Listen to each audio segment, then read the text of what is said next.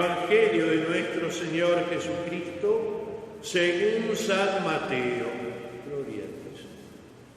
Jesús propuso a la gente esta parábola. El reino de los cielos se parece a un hombre que sembró buena semilla en su campo. Pero mientras todos dormían, vino su enemigo, sembró cizaña en medio del trigo y se fue. Cuando creció el trigo y aparecieron las espigas, también apareció la cizaña. Los peones fueron a ver entonces al propietario y le dijeron: Señor, ¿no habías sembrado buena semilla en tu campo? ¿Cómo es que ahora hay cizaña en él? Él le respondió: esto lo hace algún enemigo. Los peones replicaron: ¿quieres que vayamos a arrancarla? No, les dijo el dueño, porque al arrancar la cizaña corren el peligro de arrancar también el trigo. Dejen que crezcan juntos hasta la cosecha, y entonces le diré a los cosechadores: arranquen primero la cizaña y átenla en manojos para quemarla, y luego recojan el trigo en mi granero. También les propuso otra parábola. El reino de los cielos se parece a un grano de mostaza que un hombre sembró en su campo.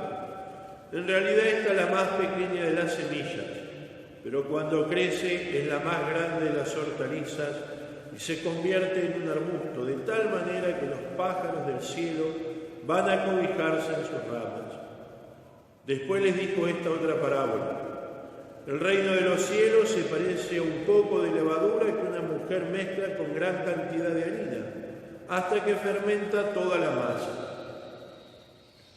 Todo esto lo decía Jesús a la muchedumbre por medio de parábolas, y no les hablaba sin ellas, para que se cumpliera lo anunciado por el profeta.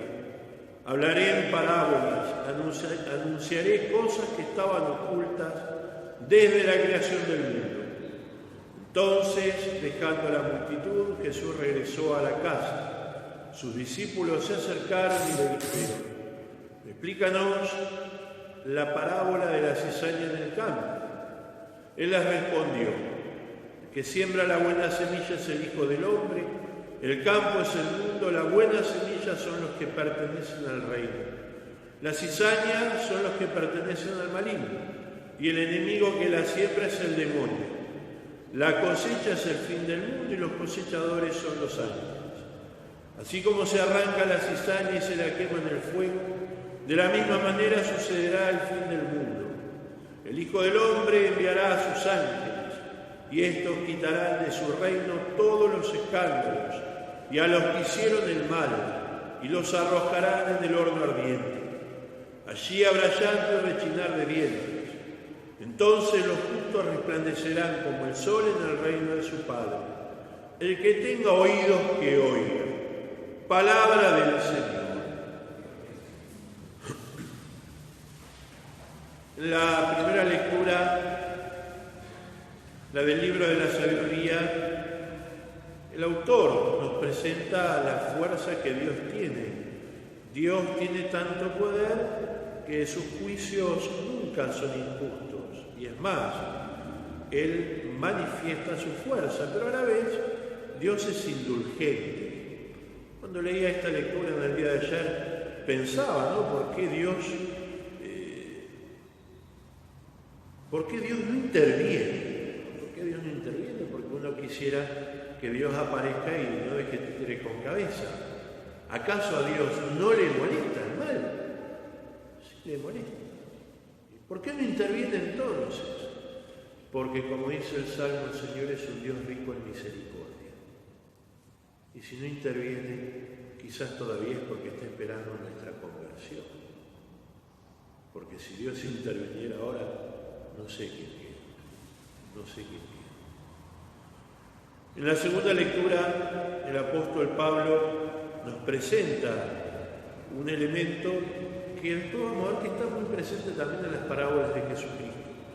El apóstol San Pablo pone de manifiesto que el Espíritu intercede por nosotros.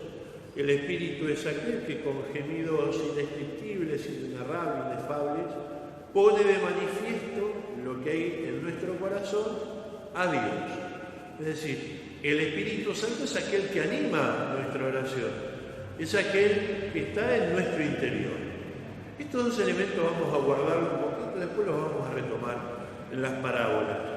Las parábolas que nos presenta el evangelista Mateo se refieren a las parábolas del reino. Mateo en esta sección junta 8 parábolas, 4 se refieren directamente al reino o a la iglesia. Y curiosamente nosotros estamos delante de la segunda parábola de las 3 que va a explicar Jesús. Esta es una parábola que Jesucristo explica. Y Jesucristo lo explica de una manera muy llana, muy simple en sus imágenes, en sus expresiones, pero tremendamente profunda, muy profunda. Esta es una de las parábolas que uno podría hacer un retiro, porque hay mucho para reflexionar. En primer lugar, podemos pensar nosotros que Jesucristo nos va a poner delante del problema del mal. Pero antes de eso, nosotros tenemos que comprender o entender qué es la cizaña. Nosotros sabemos que la cizaña es una planta que se parece mucho al trigo, la diferencia es que es venenosa, pero la acción que describe Jesucristo, dice, vino el enemigo y por la noche sembró cizaña en el campo. Esa era una acción típica de venganza de aquel tiempo. Uno cuando quería lastimar a su enemigo, ¿qué hacía? Algo peor que volverlo hincha de boca. Le sembraba cizaña en el campo, porque es una planta que se parece mucho al trigo. Además, es un daño que se hace con facilidad, es un daño que es fácil de ocultar, pero es un daño que es casi irreparable. ¿Cómo será irreparable que frente a esta intención de querer arrancar la cizaña, el dueño del campo dice, no, tenemos que esperar hasta el final? Tenemos que esperar el tiempo de la cosecha, porque en sus orígenes o en sus inicios la cizaña es muy parecida al trigo. ¿Dónde se diferencia el momento de grana? Cuando grana, cuando da fruto, podemos decir nosotros, es una planta mucho más alta, ¿sí? Se la puede distinguir con mucha facilidad. Pero en principio es una planta muy parecida al trigo. Es más, las raíces de la cizaña se entrelazan con las raíces del trigo. Por eso me parece genial esta parábola que da Jesucristo y la explicación que él da. Vino el enemigo, la sembró, el enemigo es el demonio, el campo es el mundo, los cosechadores son los ángeles. Jesucristo nos está poniendo frente al problema del mal. El mal existe, es una realidad, no lo podemos negar. Como tampoco podemos negar la posibilidad del infierno. El mismo Jesucristo está diciendo, la cosecha que es la separación, y así como se tira la cizaña al fuego, bueno, también alguno irá a la ajena. Yo espero que no, Señor. Espero llegar al purgatorio, aunque tenga que estar hasta el fin de los tiempos. La ajena existe, es una posibilidad.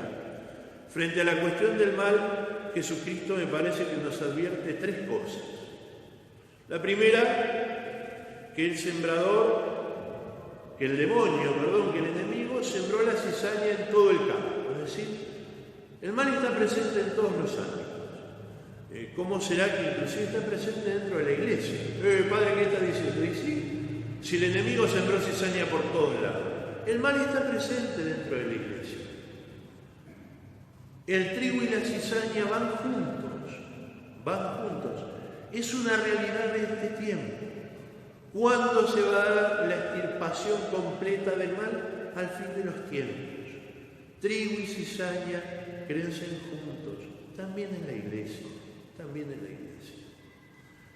Nosotros no podemos perder de vista esta realidad, porque la iglesia siempre ha vivido crisis tremendas. Pensemos, por ejemplo, Judas. Qué momento tan difícil para los apóstoles en aquella oportunidad. La iglesia siempre ha vivido crisis. Nosotros creemos que esta es la peor crisis. No, esta es la nuestra, la que nos tocó vivir a nosotros. Pero la iglesia siempre ha pasado momentos difíciles. ¿Por qué? Trigo y cizaña van juntos. Pensemos en el libro del Apocalipsis, las cartas a las 7 iglesias. Cómo el ángel del Señor le va escribiendo acá a la iglesia y le dice, che, mirá que conozco tus obras, no sos ni frío ni caliente, sos tibio, mirá que a los tibios los voy a vomitar. Está respondiendo a una crisis. Trigo y cizaña van juntos y esto a nosotros no nos tiene que asustar. El que va a extirpar la cizaña al fin de los tiempos será Dios. En segundo lugar, me parece que Jesucristo nos advierte frente a la tentación que nosotros podemos tener de querer extirpar el mal. Eso le corresponde a Dios. El juicio final es de Dios. Y Jesucristo advierte el riesgo porque al intentar sacar la cizaña podemos lastimar el trigo, podemos dañar al trigo. Por eso la advertencia, no dejen que crezcan juntos. Sin embargo, si bien a nosotros no nos corresponde extirparlo porque eso es parte de Dios, es lo que hará Dios en el juicio final, nosotros, sin embargo, debemos advertir que hay cizaña y decirle al trigo, che, guarda porque eso es cizaña. La iglesia debe hacer eso. Nosotros no podemos renunciar al juicio moral. Tenemos que discernir lo que está bien de lo que está mal, el error de la verdad. Nosotros juzgamos el acto, mirá, esto está mal. La conciencia corresponde a Dios y ese juicio es de Dios. Y no podemos hacer ese juicio porque en la tentación de querer extirpar el mal, por ahí nos podemos exceder. Eso le corresponde a Dios al fin de los tiempos. Hay una expresión, un dicho que dice, es tan malo pasarse como no llegar. ¿Y qué es pasarse?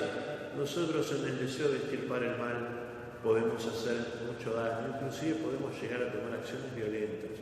Dios no lo quiere, pero también es malo no llegar, no advertir, no avisar, no poner en conocimiento dónde está la cizaña. Lo tercero que nos invita, me parece, Jesucristo a considerar es que Dios tiene un enemigo. Y el enemigo de Dios es el demonio. Y el demonio es un enemigo astuto y sagaz, no es un perejil. A veces los curas y los teólogos también negamos un poco la existencia del demonio. Guarda, no es ningún perejil. San Pablo lo llama el Dios de este mundo. Trabaja, y trabaja muy bien. ¿Cómo trabaja? En la noche, en la sombra, sin que uno se dé cuenta. ¿Y qué es lo que hace? Siembra cizaña. Recordemos que la cizaña es venenosa. Y la siembra de tal manera que produce un daño que es casi irreparable. Pensemos en el pecado de Adán. Flor de daño, el pecado original. Pero pensemos también en los pecados individuales. Nuestros pecados impactan sobre otros. El demonio trabaja y trabaja muy bien. Y lo hace desde las sombras. ¿Cómo trabaja? Sembrando cizaña, sembrando veneno. Hay un filósofo danés, Kierkegaard, que entre sus categorías filosóficas, él reconoce la categoría demoníaca, dice él. No voy a explicar lo que son las categorías filosóficas, simplemente me pareció interesante el pensamiento de este hombre. ¿Qué es la categoría demoníaca? Dice él, es la angustia que experimenta el hombre frente al bien. Kierkegaard es muy complicado. Padre, dígalo en castellano. Bueno, para él es aquel que hace el mal conscientemente. Entonces, eso de hacer el mal conscientemente entra dentro de la categoría de lo demoníaco, porque se está haciendo el mal. Por eso dice este autor, lo mismo siguiendo el pensamiento de Castellani, o Castellani siguiendo el pensamiento de este autor, dice, existen, por ejemplo, los libros demoníacos, existen actitudes demoníacas. ¿Qué es una actitud demoníaca? ¿Qué es un comportamiento demoníaco? Lo que hizo la legislatura porteña es una conducta demoníaca. El lobby LGTBI es una conducta demoníaca. Extorsionar a un Estado a cambio de financiación es una conducta demoníaca. Guardar silencio, callar la verdad para evitar los problemas es una conducta demoníaca. Es una conducta demoníaca. Los otros días me decían, padre, usted está medio obsesionado con el tema del aborto. Sí, porque es demoníaco. Se quita una vida y se lastima a la madre. La madre queda con una herida tan profunda, que a mí me asusta con cuánta displicencia se promueve. El demonio siembra cizaña, y la cizaña es aquello que puede envenenar una nación, que envenena a la iglesia, que envenena una comunidad y que envenena un corazón. Y el demonio hace bien su trabajo, y lo hace desde las sombras. Nosotros tenemos que tener conciencia de esto. Nosotros debemos guardarnos del mal, porque el demonio engaña y daña. No vamos a evitar que el demonio haga de las suyas, pero sí tenemos que evitar que las suyas sean las nuestras, o sean nuestras. Por eso, no podemos caer en la tentación de querer extirpar el mal. Eso lo hará Dios en el juicio final. Pero no podemos tampoco caer en la tentación de hacerlo políticamente correcto y guardar silencio. Finalmente, Jesucristo, y con esto termino, habla de dos parábolas más, la del grano de mostaza y la de la levadura. Son dos parábolas muy cortitas, bellísimas, que se refieren al reino de Dios y a la expansión del reino, podemos decir de la iglesia. Los padres de la iglesia dicen Jesucristo acá habla de la iglesia. Yo no me voy a detener, porque ya hemos sacudido bastante, pero sí voy a transmitirle a ustedes tres ideas que me parece que están muy concretas en esta parábola de la semilla y de la levadura, que son geniales. La primera, tanto la semilla como la levadura, Jesucristo nos pone delante de una realidad. El reino de los cielos crece maravillosamente. Es algo tan pequeño, pero va creciendo. Algo que comienza siendo poquito en sus orígenes, puede llegar a transformar toda una realidad. Y eso a mí me da un consuelo bárbaro. Eso está buenísimo. El reino de Dios crece maravillosamente, al punto tal que hasta los pájaros se pueden cobijar. Esa es la imagen. El reino va a crecer, crece, sigue creciendo y se va a expandir. Y va a transformar, porque el reino transforma. Lo segundo, me parece que Jesucristo nos pone delante de un hecho concreto también. El reino crece, pero crece lentamente. La imagen de la semilla es genial, la imagen de la levadura también. Va transformando todo, pero lentamente. Si no, hagan el ejercicio de mirar el tiempo que tarda en fermentar la levadura una masa.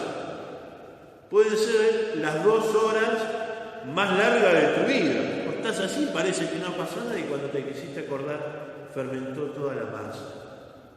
Lo mismo la imagen de la semilla. Vos la estás mirando y parece que no pasó nada, pero cuando te quisiste acordar tenés un árbol.